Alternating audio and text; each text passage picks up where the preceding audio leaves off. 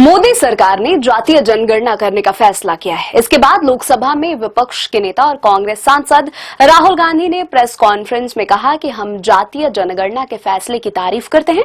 हमारा सरकार को समर्थन है। पहले सरकार ने हमारी मांग का विरोध किया था। राहुल गांधी ने कहा कि हमने संसद में कहा था कि जातीय जनगणना कर रहेंगे।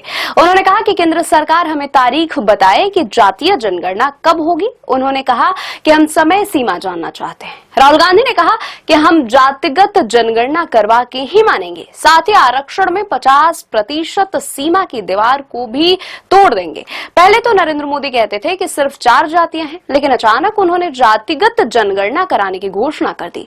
हम सरकार के इस फैसले का पूरा समर्थन करते हैं, लेकिन सरकार को इसकी टाइमलाइन बतानी होगी कि जातिगत जनगणना का काम कब तक पूरा होगा। जातिगत जनगणना में बिहार और तेलंगाना का मॉडल है, इनके बीच में जमीन आसमान का फर्क है।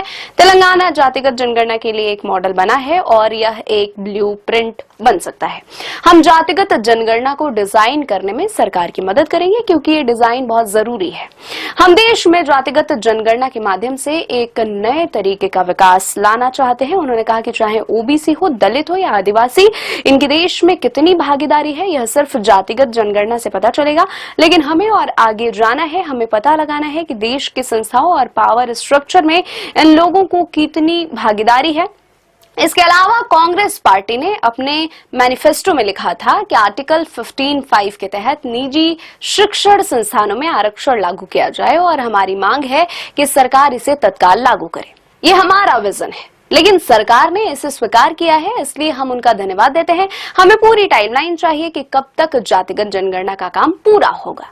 इसके अलावा डेवलपमेंट विजन भी हमारे सामने रखा जाना चाहिए। लोकसभा में विपक्ष के नेता और कांग्रेस सांसद राहुल गांधी ने जातीय जनगणना को राष्ट्रीय जनगणना में शामिल किए जाने पर कहा कि हमने एक और बात कही थी। कांग्रेस ने एक और मुद्दा उठाया था, इसका उल्लेख घोषणा पत्र में भी किया गया था। अनुच्छेद 15(5) के निजी शिक्षा संस्थानों में आरक्षण, यह पहले से ही एक कानून है। हम चाहते हैं कि एनडीए बीजेपी सरकार इसे लागू करना शुरू करे। कांग्रेस ने अगली जनगणना में जातिगत जनगणना कराए जाने के केंद्र सरकार के फैसले पर बुधवार को कहा कि देर आए दुरुस्त आए। पार्टी महासचिव जयराम रमेश ने बीते 9 अप्रैल को कांग्रेस के अहमदाबाद अधिवेशन में पारित उस प्रस्ताव का हवाला दिया कि जिसमें जातीय जनगणना की पैरवी करते हुए कहा गया था कि सामाजिक न्याय की बुनियाद और सशक्त बनाने के लिए यह जरूरी है।